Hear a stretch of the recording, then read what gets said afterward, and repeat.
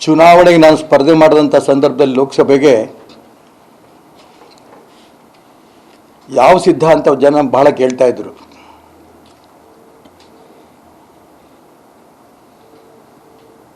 ನಾನು ಹೇಳ್ತಾ ಇದ್ದೆ, ಹೊಂದಾಣಿಕೆ ರಾಜಕಾರಣದ ವಿರುದ್ಧ ಭಾರತೀಯ ಜನತಾ ಪಾರ್ಟಿ ಇವತ್ತು ಹೊಂದಾಣಿಕೆ ರಾಜಕಾರಣದ ಪರವಾಗಿ ಮಾನ್ಯ ಯಡಿಯೂರಪ್ಪನವರು, ಅವ್ರ ಮಗ ವಿಜೇಂದ್ರ ರಾಘವೇಂದ್ರ ಅವರು ಮಾಡ್ತಾ ಇದ್ದಾರೆ. ಇದನ್ನು ನೇರವಾಗಿ ನಾವು ಪ್ರತಿಭಟನೆ ಮಾಡಬೇಕು, ಕೇಂದ್ರ ನಾಯಕರ ಗಮನಕ್ಕೂ ಬರಬೇಕು ಅನ್ನೋಂಥ ಉದ್ದೇಶದಿಂದ ಒಂದು ಅಂಶ ಪ್ರತಿಭಟನೆ ಕಾರಣ ಅಂತಲೇ ಹೇಳಿದ್ದೆ. ಇನ್ನೊಂದು ಹೇಳ್ತಾ ಇದ್ದೆ, ಅವ್ರದ್ದು ಕುಟುಂಬ ಏನು ಮಾನ್ಯ ಮೋದಿಯವರು ಕುಟುಂಬ ಮುಕ್ತ ಒಂದು ರಾಜಕಾರಣ ಆಗಬೇಕು ಅನ್ನೋದನ್ನು ಹೇಳ್ತಿದ್ದಾರೆ. ಆ ವಿಚಾರದಲ್ಲೂ ಕೂಡ ಹೇಳಿದ್ದೆ, ಅಪ್ಪ ಮಕ್ಕಳ ಕೈಯಲ್ಲೇ ಪಕ್ಷ ಇದೆ ಅಂತ. ನೇರವಾಗಿ ಎರಡಕ್ಕೂ ಕೂಡ ಇವತ್ತು ಸ್ಪಷ್ಟವಾಗಿ ಕಾಣ್ತಾ ಇದೆ. ಎರಡನೇದು, ನಾನೇನು ಹೇಳಿದೆ, ಹೊಂದಾಣಿಕೆ ರಾಜಕಾರಣ ಎಲ್ಲಿದೆ ಅಂತ ಭಾಳ ಜನ ಹೇಳ್ತಾ ಇದ್ರು. ಮೊನ್ನೆ ವಿಜೇಂದ್ರರವರು ಕಾಂಗ್ರೆಸ್ಸಿನ ವ್ಯಕ್ತಿಗಳನ್ನ ಟೀಕೆ ಮಾಡಿದಾಗ KPCC ಅಧ್ಯಕ್ಷರು ಅವರೇ, ಇವಾಗ ಉಪಮುಖ್ಯಮಂತ್ರಿಗಳು ಅವರೇ, DK ಶಿವಕುಮಾರ್ ನೇರವಾಗಿ ಘೋಷಣೆ ಮಾಡಿದ್ರು, ಕಾಂಗ್ರೆಸ್ಸಿನ ಮುಲಾಜಿನಿಂದ, ಕಾಂಗ್ರೆಸ್ಸಿನ ಋಣದಿಂದ ನೀನು MLA ಆಗಿದೆ, ನೆನ್ಪಿಟ್ಕೋ ಅಂತ. ನಾವು ಬೆಂಬಲ ಕೊಡಲಿಲ್ಲ ಅಂತಂದರೆ ನೀನು ಯಾವ ಕಾರಣಕ್ಕೂ ಗೆಲ್ತಿರಲಿಲ್ಲ, ನಮ್ಮ ಋಣದಲ್ಲಿದೆಯಾ ನೀನು ಅನ್ನೋಂಥ ಮಾತನ್ನು ಆ ಹೊಂದಾಣಿಕೆಯನ್ನು ಬಹಿರಂಗವಾಗಿ ಸ್ಪಷ್ಟವಾಗಿ ಹೇಳಿದ್ದಾರೆ. ಇದನ್ನು ವಿಜೇಂದ್ರರಾಗಲಿ, ಯಡಿಯೂರಪ್ಪನವರಾಗಲಿ, ರಾಘವೇಂದ್ರವರಾಗಲಿ ಇದನ್ನು ಖಂಡನೆ ಮಾಡಲಿಲ್ಲ. ಕಾಂಗ್ರೆಸ್ಸಿನ ಋಣ ನಮ್ಮ ಹತ್ರನಿಲ್ಲ, ನಾವೇ ಸ್ವತಂತ್ರವಾಗಿ ಗೆದ್ದಿದ್ದೀವಿ, ನೀವೇ ಸುಳ್ಳು ಹೇಳ್ತಾ ಇದ್ದೀರಾ, ಈ ಮಾತನ್ನಾರು ಅವರು ಹೇಳಿದ್ದಿದ್ರೆ DK ಶಿವಕುಮಾರ್ ಅಂತೂ ನೇರ ಒಪ್ಕೊಂಡಂಗೆ ಆಯಿತು, ನಾವು ಹೊಂದಾಣಿಕೆ ಮಾಡಿಕೊಂಡೇ ಅವ್ರನ್ನ ಗೆಲ್ಲಿಸಿದ್ದೀವಿ ಅಂತ. ಆದರೆ ಇದನ್ನು ಖಂಡನೆ ಮಾಡಲಿಲ್ಲ ಅಂದರೆ ನೇರ ಒಪ್ಕೊಂಡಂಗೆ ಇದು. ಇದು ಕೇವಲ ಅವರಿಬ್ಬರ ವೈಯಕ್ತಿಕ ವಿಚಾರಗಳಲ್ಲ, ಕರ್ನಾಟಕ ರಾಜ್ಯದಲ್ಲಿರೋಂಥ ಭಾರತೀಯ ಜನತಾ ಪಾರ್ಟಿ ಮತ್ತು ಕಾಂಗ್ರೆಸ್ಸು ಎಲ್ಲ ಕಾರ್ಯಕರ್ತರಿಗೂ ಕೂಡ ಇವರು ಮೋಸ ಮಾಡೋರು. ಇವರು ತಮ್ಮ ವೈಯಕ್ತಿಕ ಸ್ವಾರ್ಥಕ್ಕೆ ಏನು ಬೇಕಾದ್ರೂ ಮಾಡ್ತಾರೆ, ನಮ್ಮನ್ನು ಬಲಿ ತಗೋತಾರೆ ಅನ್ನೋದು ಸ್ಪಷ್ಟವಾಗಿ ಇಡೀ ಕರ್ನಾಟಕ ರಾಜ್ಯದ ಭಾರತೀಯ ಜನತಾ ಪಾರ್ಟಿ ಮತ್ತು ಕಾಂಗ್ರೆಸ್ ಎಲ್ಲ ಕಾರ್ಯಕರ್ತರು ಕೂಡ ನೇರವಾಗಿ ಇವರು ಬಹಿರಂಗವಾಗಿ ಒಪ್ಪಿಕೊಂಡಿದ್ದಾರೆ. ಅದಕ್ಕೋಸ್ಕರ ನಾನು ಇಷ್ಟೇ ಮಾತ್ರ ಹೇಳೋಕ್ಕೆ ಇಷ್ಟಪಡ್ತೇನೆ, ನಿಮ್ಮ ಹೊಂದಾಣಿಕೆನ ನಾವು ಯಾವಾಗಲೂ ಖಂಡನೆ ಮಾಡಿದ್ದೀವಿ. ಈಗ ಇಡೀ ಕರ್ನಾಟಕ ರಾಜ್ಯದ BJP ಮತ್ತು ಕಾಂಗ್ರೆಸ್ಸಿನ ಕಾರ್ಯಕರ್ತರಿಗೆ ನೀವಿಬ್ಬರು, ವಿಜೇಂದ್ರರವರು, ಯಡಿಯೂರಪ್ಪನವರು, ರಾಘವೇಂದ್ರರವರು ಜೊತೆ ಈ ಕಡೆ ಮಾನ್ಯ DK ಶಿವಕುಮಾರ್ ಅವರು ಅದನ್ನು ರಾಜ್ಯದ ಕಾರ್ಯಕರ್ತರು, BJP ಮತ್ತು ಕಾಂಗ್ರೆಸ್ ಕಾರ್ಯಕರ್ತರು ಕ್ಷಮೆ ಕೇಳಬೇಕು ಅನ್ನೋಂಥ ಮಾತನ್ನು ಹೇಳ್ತೀನಿ. ಇನ್ನು ಮುಂದೆ ಈ ರೀತಿ ಯಾವ ಕಾರಣಕ್ಕೂ ಹೊಂದಾಣಿಕೆ ರಾಜಕಾರಣ ನೀವು ಮಾಡ್ಕೊಳಕ್ಕೆ ಹೋಗಬೇಡಿ. ನೀವು ಮಾಡ್ಕೊಂಡಂಥ ಹೊಂದಾಣಿಕೆ ರಾಜಕಾರಣದಿಂದ ನಮ್ಮ ಕಾರ್ಯಕರ್ತರು ಬಲಿಯಾಗ್ತಾರೆ, ಕೋಟ್ಯಾಂತರ ರೂಪಾಯಿ ಖರ್ಚು ಮಾಡ್ತಾರೆ. ಕೋಟ್ಯಾಂತರ ರೂಪಾಯಿ ಖರ್ಚು ಮಾಡಿ ಚುನಾವಣೆಗೆ ಸ್ಪರ್ಧೆ ಮಾಡಿದಂಥ ಸಂದರ್ಭದಲ್ಲಿ ನಿಮ್ಮ ಹೊಂದಾಣಿಕೆಗಳು, ನೀವು ಇಬ್ಬರು ಮಾಡ್ಕೊಂಡಂಥ ಹೊಂದಾಣಿಕೆಗಳಿಂದ ಕಾರ್ಯಕರ್ತರಿಗೆ ತುಂಬ ನಷ್ಟ ಆಗುತ್ತೆ. ನಿಮ್ಮಂತೂ ಸಿದ್ಧಾಂತ ಇಲ್ಲ, ನಿಮ್ಮಿಬ್ಬರು ಸ್ವಾರ್ಥ ರಾಜಕಾರಣ. ಈ ಸ್ವಾರ್ಥ ರಾಜಕಾರಣವನ್ನು ಬಹಿರಂಗವಾಗಿ ಒಪ್ಕೋತಿದ್ದೀರಲ್ಲ, ಇದಕ್ಕಿಂತ ನಾಚಿಕೆಗೇಡು ಬೇರೆ ಇಲ್ಲ. ಅದಕ್ಕೋಸ್ಕರ ಅವರಿಬ್ಬರು ಕೂಡ ರಾಜ್ಯದ ಜನರ ಕ್ಷಮೆ ಕೇಳ್ಕೊಳ್ಳಿ, ನಾವೆಂದೂ ಕೂಡ ಈ ರೀತಿ ಇನ್ನೊಂದು ಮಾಡಲ್ಲ ಅನ್ನೋಂಥ ಬಹಿರಂಗವಾದರೂ ಕೂಡ ಅವರು ಹೇಳಬೇಕು ಅನ್ನೋಂಥ ಒತ್ತಾಯವನ್ನು ನಾನು ಈ ಸಂದರ್ಭ ಮಾಡ್ತೇನೆ. ಈಗಾಗಲೇ ನಾಳೆ ದಿನ ಮಾನ್ಯ ಬೆಕ್ಕಿನಕಲ್ ಮಠದ ಮಲ್ಲಿಕಾರ್ಜುನ ಮುರುಘರಾಜೇಂದ್ರ ಮಹಾಸ್ವಾಮಿಗಳು 1 ತಿಂಗಳು ಶ್ರಾವಣ ಚಿಂತನಾ ಕಾರ್ಯಕ್ರಮ ಮಾಡ್ತಾರೆ. ನಾಳೆ ದಿನ 10ನೇ ತಾರೀಕು ಸಂಜೆ 6:00 ನಮ್ಮ ಮನೆಗೆ ಬರ್ತಾ ಇದ್ದಾರೆ ಅವರು. ಅಲ್ಲಿ ಶ್ರಾವಣ ಚಿಂತನೆ ಕಾರ್ಯಕ್ರಮದಲ್ಲಿ ನಮಗೆಲ್ಲರೂ ಕೂಡ ಮಾರ್ಗದರ್ಶನ ಅವರು ಮಾಡ್ತಾ ಇದ್ದಾರೆ. ಸ್ವಾಮೀಜಿಗಳಿಗೆ ಸ್ವಾಗತವನ್ನು ಕೋರ್ತಾ ಅವರು ಇಡೀ ಜಿಲ್ಲೆಯಲ್ಲಿ ಇಡೀ 1 ತಿಂಗಳು ಮಾಡ್ತಾ ಇರೋಂಥ ಈ ಒಂದು ಶ್ರಾವಣ ಚಿಂತನಾ ಕಾರ್ಯಕ್ರಮ ಯಶಸ್ವಿಯಾಗಲಿ ಅಂತೇಳಿ ಶುಭ ಕೋರ್ತೇನೆ. ನಮ್ಮನೇಲಿ ನಡೀತಾ ಇರೋಂಥ ನಾಳೆ ಕಾರ್ಯಕ್ರಮಕ್ಕೂ ಕೂಡ ಎಲ್ಲರೂ ಬರಬೇಕು ಅಂತ ಈ ಸಂದರ್ಭದಲ್ಲಿ ನಾನು ಸ್ವಾಗತವನ್ನು ಕೋರ್ತೇನೆ.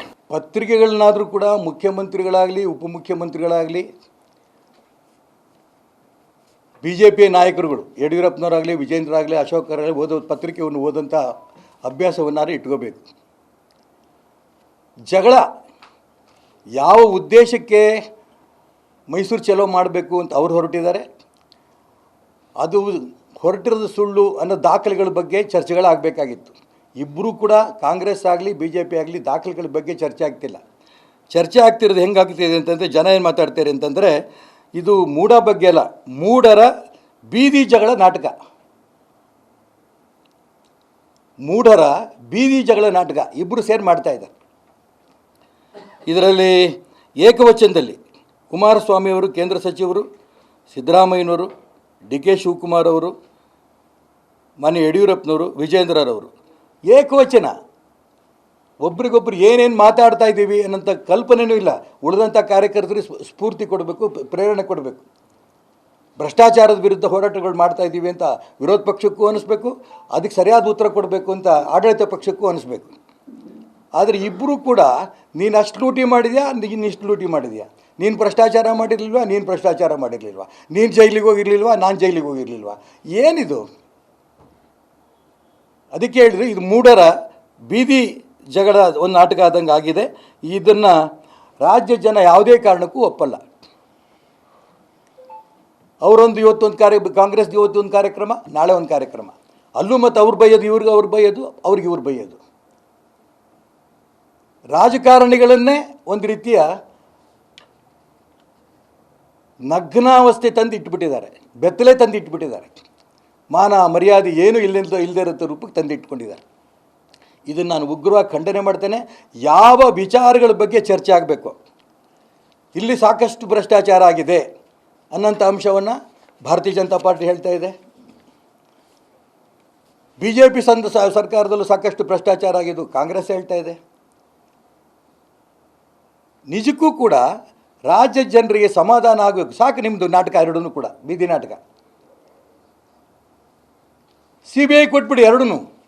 ಕಾಂಗ್ರೆಸ್ ಸಂದರ್ಭದಲ್ಲಿ ಏನೇನು ಭ್ರಷ್ಟಾಚಾರಗಳಾಗಿದೆ, ಅದೇ ರೀತಿ ಬಿ ಜೆ ಪಿ ಸರ್ಕಾರದಲ್ಲಿ ಏನೇನು ಭ್ರಷ್ಟಾಚಾರಗಳಾಗಿದೆ ಅದನ್ನು ಕೂಡ ಎಲ್ಲ CBI ಕೊಟ್ಟರೆ ಎಲ್ಲರದ್ದು ವಿಚಾರ ಹೊರಗೆ ಬರುತ್ತೆ. ಪ್ರತಿನಿತ್ಯ TV ನೋಡೋಕ್ಕಾಗಲ್ಲ, ಪತ್ರಿಕೆ ಓದೋಕ್ಕಾಗಲ್ಲ, ಬರೀ ಇದನ್ನೇ.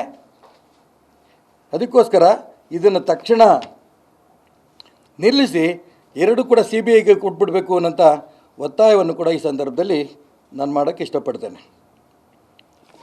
ಇನ್ನು ಬಾಂಗ್ಲಾದೇಶದಲ್ಲಿ ನಡೀತಾ ಇರೋಂಥ ಕೃತ್ಯ ನಾಗರಿಕ ಸಮಾಜ ತಲೆ ತಗ್ಸೋಂಥ ಒಂದು ವ್ಯವಸ್ಥೆ.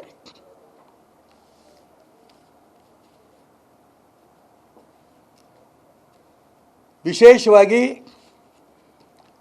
ಹಿಂದೂಗಳಿಗೆ ರಕ್ಷಣೆ ಇಲ್ಲ ಬಾಂಗ್ಲಾದಲ್ಲಿ. ಇವನ್ ಕ್ರಿಶ್ಚಿಯನ್ರು, ಸಿಖ್ರು, ಬೌದ್ಧರು ಹುಡುಕಿ ಕೊಲ್ತಾ ಇರೋದು. ಇವತ್ತು ಬೆಳಿಗ್ಗೆ ಪತ್ರಿಕೆಗಳ ಮುಖಾಂತರ ನೋಡಿದಾಗ 560 ಜನದ್ದು ಹತ್ಯೆ ಆಗಿದೆ.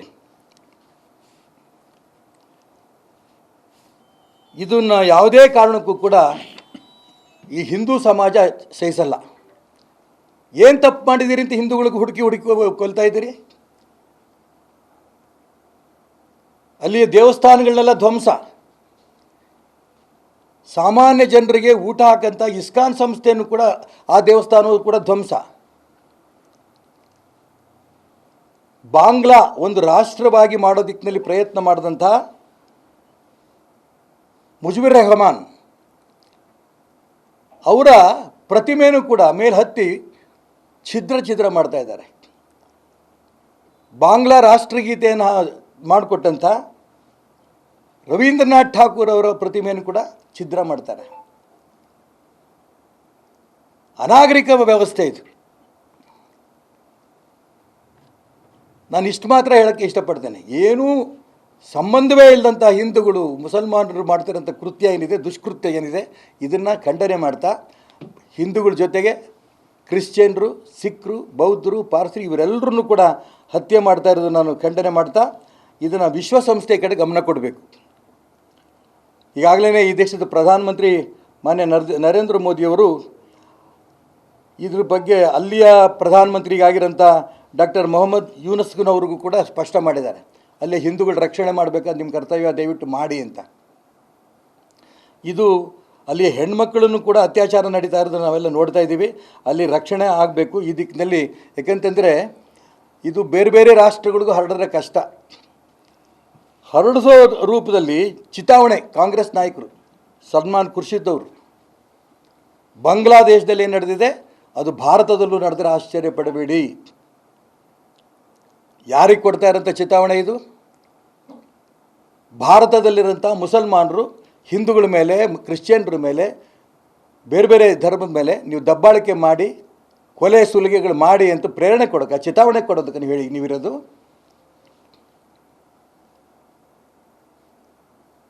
ಕೇವಲ ಮುಸಲ್ಮಾನರಲ್ಲ, ಅವ್ರು ಕೊಡೋಂಥ ಚಿತಾವಣೆಯಿಂದ ಇಡೀ ಹಿಂದೂ ಸಮಾಜ ಜಾಗೃತಿಯಾಗಿ ಆ ಮುಸಲ್ಮಾನ್ ಸಮಾಜದ ಮೇಲೆ ಬಿದ್ದು ಕೊಲೆ ಸುಲಿಗೆಗಳಾದರೆ ಯಾರು ಜವಾಬ್ದಾರಿ?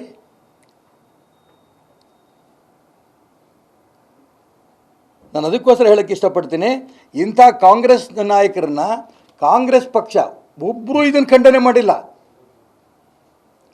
ರಾಹುಲ್ ಗಾಂಧಿ ಈ ಕಡೆ ಗಮನ ಕೊಡಬೇಕು. ಒಂದು ಕಡೆ ವಿರೋಧ ಪಕ್ಷ ನಾಯಕರು, ಕಾಂಗ್ರೆಸ್ ಪಕ್ಷ ರಾಷ್ಟ್ರೀಯ ನಾಯಕರಿದ್ದೀರಿ. ಇದನ್ನು ಹಿಂದೂಗಳ ವಿರುದ್ಧ ನೀನು ಎತ್ಕಟ್ಟಿರೋದನ್ನು ನಾವು ಯಾವ ಕಾರಣಕ್ಕೂ ಒಪ್ಪಲ್ಲ, ನಿನ್ನ ಪಕ್ಷದಿಂದ ಸಸ್ಪೆಂಡ್ ಮಾಡ್ತೇವೆ, ಡಿಸ್ಮಿಸ್ ಮಾಡ್ತೇವೆ ಅಂತ ಮಾತು ಕಾಂಗ್ರೆಸ್ಸಿನ ನಾಯಕರು ಮಲ್ಲಿಕಾರ್ಜುನ್ ಖರ್ಗೆ ಆಗಲಿ ರಾಹುಲ್ ಗಾಂಧಿ ಅವರು ಹೇಳಿದರೆ ನಿಜಕ್ಕೂ ನಾನು ಮೆಚ್ತಾ ಇದ್ದೆ. ಒಬ್ರದ್ದು ಮಾತಿಲ್ಲ. ಹಾಗಾದರೆ ಆ ಖುರ್ಷಿದ್ ಅವರು ಹೇಳಿರೋಂಥ ಮಾತಿಗೆ ನಿಮ್ಮದೆಲ್ಲ ಬೆಂಬಲ ಇದೆಯಾ ಕಾಂಗ್ರೆಸ್ನವ್ರದ್ದು? ಇವತ್ತು ಭಾರತದಲ್ಲಿ ಮುಸಲ್ಮಾನರಿರ್ಬೋದು, ಕ್ರಿಶ್ಚಿಯನ್ರಿರ್ಬೋದು, ಎಲ್ಲರೂ ಕೂಡ ಅಣ್ಣ ತಮ್ಮಂದಿರಂತ ಇದ್ದೇವೆ. ಸಬ್ಕಾ ಸಾಥ್ ಸಬ್ಕಾ ವಿಕಾಸ್, ಇದು ನಮ್ಮ ಪ್ರಧಾನಮಂತ್ರಿಯವರ ಹೇಳಿಕೆ. ಆದರೆ ಕಾಂಗ್ರೆಸ್ ನಾಯಕರ ಹೇಳಿಕೆ ಏನು?